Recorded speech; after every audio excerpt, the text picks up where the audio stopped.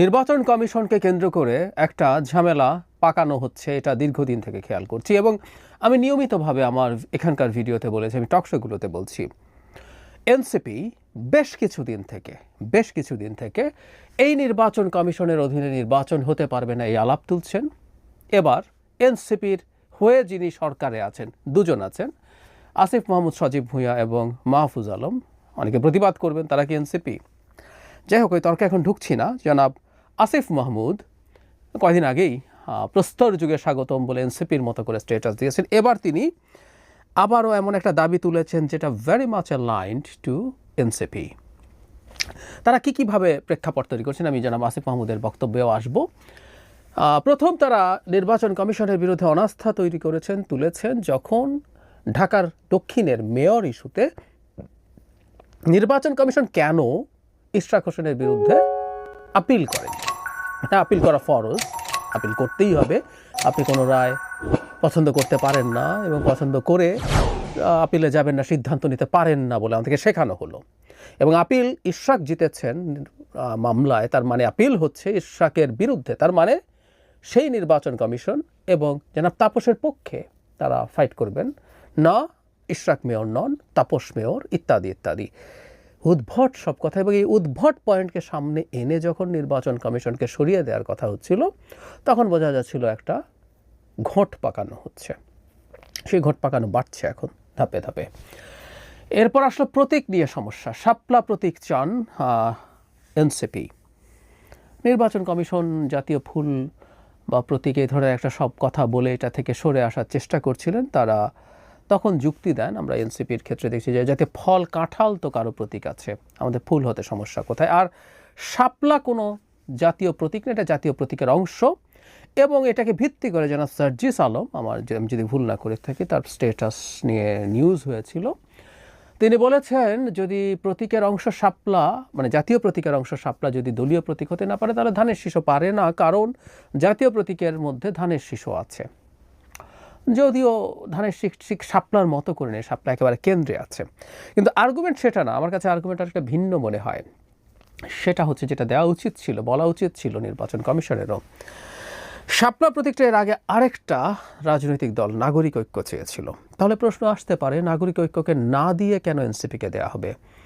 আমি তো বরং বলি এনসিপিকে যদি শাপলা প্রতীক দেওয়া হয় সেটা এনসিপির জন্যই ভালো হবে না।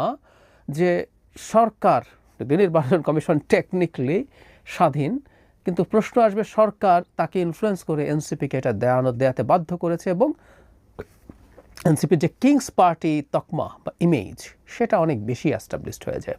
যাই হোক, এটা তারা পছন্দ করছেন না এবং সেটার জন্য তারা আন্দোলন করবেন, সেটার জন্য তারা চাপ দিয়ে যাবেন, সেটা বলেছেন। এটাও নির্বাচন কমিশনের প্রতি একটা অভিযোগের কারণেই তারা এই বাড়াবাড়িটা করছেন বলে আমি মনে করি। তারা বোঝেন না, জানেন না তা না, এখানে খুবই বুঝদার মানুষজন আছেন, বয়সে তরুণ হলেও এদের অনেকেই সব কিছু যুক্তি তর্ক বুদ্ধি তাদের এরকমই আছে, এটা না বোঝার কোনো কারণ নেই। এবার আরেকটা জিনিস সামনে আনা হলো এবং সেটা নিয়ে জনাব আসিফ মাহমুদও মাঠে নামলেন। সেটা হচ্ছে নৌকাকে কোনোভাবে নির্বাচনী প্রতীকের তালিকায় রাখা যাবে না বলে বলছে। তারা বলছেন যে এটা একটা অভিশপ্ত মার্কা, তাই এটা রাখা যাবে না।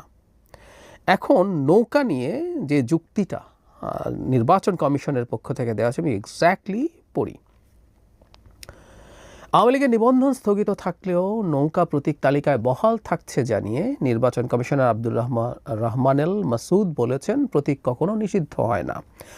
দল বিলোপ ঘোষণা করলেও প্রতীক সংরক্ষণে রাখা হয়, প্রতীকের মালিক নির্বাচন কমিশন। মানে বেসিক্সটা এরকম হচ্ছে যে আপনি যদি ইভেন আওয়ামী লীগ যদি নিষিদ্ধ হয়ে যায় বা তারা নিজেরা যদি তাদের দোকান বন্ধ করে দেয় তাহলেও নৌকা থেকে যাবে, কাগজে কলমে এই নৌকা প্রতীকটা অন্য কেউ নেবে। এটা হচ্ছে তাদের বক্তব্য। এখন আসিফ মাহমুদ সজীব ভুঁইয়া তার ফেসবুকে তিনি এখন, আমি জানি না উনি সহসাই রিজাইন করে এনসিপিতে জয়েন করছেন কি না, যদি জয়েন করেও থাকেন এই কাজগুলো করা আটার স্টুপিডিটি। মানে বাংলাদেশের এই সরকারকে নিয়ে ডক্টর ছেলে খেলা করেছেন, কিছু বালককে বসে বালখিল্য করাচ্ছেন। মানে উনি যদি ওই দলে যানও সরকারে বসে এই কাজগুলো করা কোনোভাবেই তাদের লিস্ট কোনো বুদ্ধি বা কমন সেন্সেরও পরিচয়ক না। উনি লিখছেন ফেসবুকে, ভেরিফাইড ফেসবুকে তিনি লিখছেন, অভিশপ্ত নৌকা মার্কাকে আপনারা কোন বিবেচনায় আবার শিডিউলভুক্ত করতে আইন মন্ত্রণালয়ে পাঠালেন। সাংবিধানিক প্রতিষ্ঠান হিসেবে এই গণঅভ্যুত্থানকে আপনারা জাস্ট বৃদ্ধাঙ্গুলি দেখালেন। কাদের এজেন্ডা বাস্তবায়ন করতে এবং কাদের দেওয়ার জন্য মার্কা রাখছেন আপনারা? পরাজিতদের স্বপ্নের রিফাইন্ড আওয়ামী লীগকে তাদের মার্কা ফিরিয়ে দিতে চান? বাংলাদেশের একজন নাগরিক হিসাবে নির্বাচন কমিশনের প্রতি প্রশ্ন রইল। নাগরিক হিসাবে সরকারের একজন মন্ত্রী পদমর্যাদার উপদেষ্টা এগুলো করতে পারেন না, এটা মনে রাখা দরকার আছে।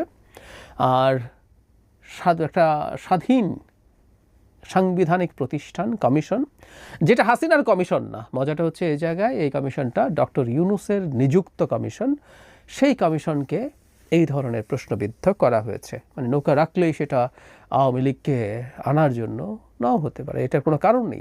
নির্বাচন কমিশন তার ব্যাখ্যা দিয়েছে। তবে হ্যাঁ, তারা আওয়ামী লীগের একটা জুজুর ভয় দেখাচ্ছেন, আমি কারণটাও জানি। আওয়ামী লীগকে নিষিদ্ধ করার পেছনে যে ঠিক আওয়ামী লীগ বিভৎস সব পাপ করেছে তা না, এগুলো সব রাজনৈতিক হিসাব নিকাশ। আওয়ামী লীগ মাঠে থাকলে এনসিপির আর গুরুত্ব থাকে না, জামায়াতেরও আর গুরুত্ব থাকে না। টেকনিক্যালি বলছি, আওয়ামী লীগ যদি কোনো রকমের নির্বাচনে আসতে পারে, এখনও আওয়ামী লীগের এটা খুবই দুঃখজনক। আমাদের দেশের মানুষের এটাকে আমার অসভ্যতা মনে হয় যে এখনও 20% মানুষ আমার বিবেচনায় আওয়ামী লীগের হার্ডকোর সাপোর্টার্স আছে। সো 20% যদি হয়, আমার বিবেচনায় জামায়াতের সমর্থন পপুলার ভোটের ক্ষেত্রে সর্বোচ্চ 10%, মানে জামায়াতেরও দ্বিগুণ সমর্থন এখনও আছে আওয়ামী লীগের।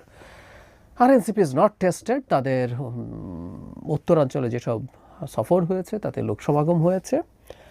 আমি ঠিক জানি না এরা কারা, কিভাবে আসছেন, এগুলো ভোটে ট্রান্সলেটেড হওয়ার আগে আসলে জনসমাগম বা এরকম মানুষজনকে দেখে ডিসাইড করা যাবে না তাদের সমর্থন আসলে ঠিক কোন পর্যায়ে আছে। সুতরাং এনসিপিকে আমরা হিসাবের বাইরেই রাখি। আমি প্রায় বলি এনসিপির আসলে কিছু মানুষজন এখানে আছে বলে আমরা এনসিপিকে পাত্তা টাত্তা দিই। আদারওয়াইজ একটা দল নির্বাচনে যায় নাই, তার কোনো রকম কোনো হিস্ট্রি নাই, সে কত ভোট পাবে কোনো ঠিক ঠিকানা নাই। আদারওয়াইজ তাদের আসলে এই পাত্তা টাত্তা দেওয়ার কথা ছিল না।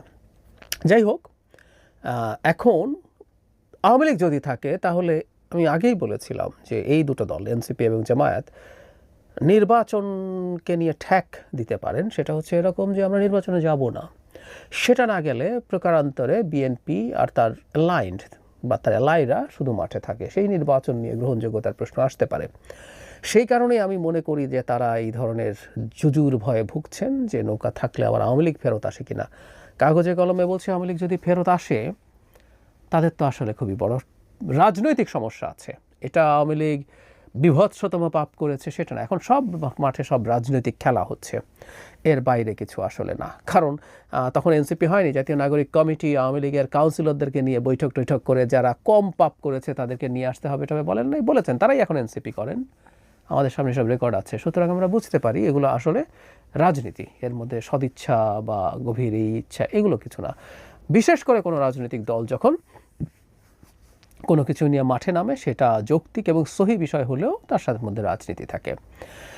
ফলে যে কথাটা বলছিলাম, সব কিছু একত্র করে এখন নির্বাচন কমিশনকে প্রশ্নবিদ্ধ করার চেষ্টা করা হচ্ছে, নির্বাচন কমিশনে একটা ঝামেলা পাকানোর চেষ্টা করা হচ্ছে। বহুবার বলেছি, বাংলাদেশের নির্বাচন কমিশনই যদি সব কিছু হতো, তারাই যদি নির্বাচন করতো, তাহলে তো হাসিনা ঠিক ছিল। যারা নির্বাচন কমিশনকে সব বলেন, এনসিপি বলুক, আসিফ মাহমুদ বলুক, তারা শেখ হাসিনার মতো কথা বলেন। আই রিপিট, তারা শেখ হাসিনার মতো কথা বলেন। শেখ হাসিনা এই কথা আমাদেরকে বহু বছর শুনিয়েছেন। আসিফ মাহমুদ সহ অন্যান্য এনসিপি নেতারা তো অনেক ছোট ছিলেন। আমরা সেই 11 সাল থেকে, বিশেষ করে যখন তত্ত্বাবধায়ক সরকার বাতিল করা হয় তখন থেকে অ্যাক্টিভিজম করি। আমরা যখনই বলতাম তত্ত্বাবধায়ক সরকার বাতিল করেছে, তোমার মধ্যে শয়তানি আছে, তুমি নির্বাচন ম্যানিপুলেট করবা, তখন শেখ হাসিনা বলতেন নির্বাচন কমিশন স্বাধীন, তাদের হাতে সব ক্ষমতা আছে, তাকে প্রধানমন্ত্রী কার্যালয় থেকে পৃথক করা হয়েছে, তার আলাদা সচিবালয় আছে, সে সব কিছু, এবং নির্বাচন তারাই করবে, সরকার কোনো নির্বাচন করে না, কনস্টিটিউশনে 20 থেকে 26 সব লেখা আছে, ব্লা ব্লা ব্লা। আজকেও ঠিক একই কথা শুনছি, নির্বাচন কমিশনের অধীনে নির্বাচন করবো না, তার মানে নির্বাচন কমিশন নির্বাচন করে। টেকনিক্যালি ভুল না, কিন্তু হাসিনার যুক্তি এটা। বাংলাদেশে আমি আগেও বলেছি, আবারও বলছি, নির্বাচন নিয়ে যদি কোনো সংশয় থাকে, নির্বাচন যদি খারাপ হয়, তার প্রধানতম দায় ডক্টর ইউনূস সরকারের।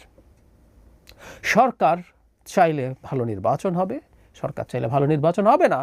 এজন্যই মজার ব্যাপার, এনসিপিও কিন্তু তত্ত্বাবধায়ক সরকারের ব্যাপারে একমত। তারাও তত্ত্বাবধায়ক সরকার চায়, বিএনপি চায়, সবাই চাই, এমনকি আওয়ামী লীগও এখন চায়। আওয়ামী লীগ যদি থাকতো, তারা যদি নির্বাচন করত, তারাও আসলে তত্ত্বাবধায়ক সরকার চাইছে, অলরেডি প্রকাশ্যে তারা বলেছে। সো এটা ইউনিভার্সালি আছে, তাতেই বোঝা যায় নির্বাচন কমিশন আসলে ম্যাটার করে না। কিন্তু এটা কেন করছেন তারা? কারণ তারা নির্বাচন বানচাল করার একটা পরিস্থিতি বা পিছিয়ে দেওয়ার একটা পরিস্থিতি তৈরির চেষ্টা অন্তত কারো কারোর মধ্যে আছে। আমি আগে বলেছি এই চাপগুলো দেওয়ার মাধ্যমে কিছু ল্যাভারেজ অর্জন করার চেষ্টা যদি হয়, দ্যাটস ফাইন। আমরা শুনি যে তারা বিএনপির কাছ থেকে সিটের ছাড় চান বা আরও কোনো নেগোসিয়েশন থেকে থাকতে পারে, I am not confirm about that.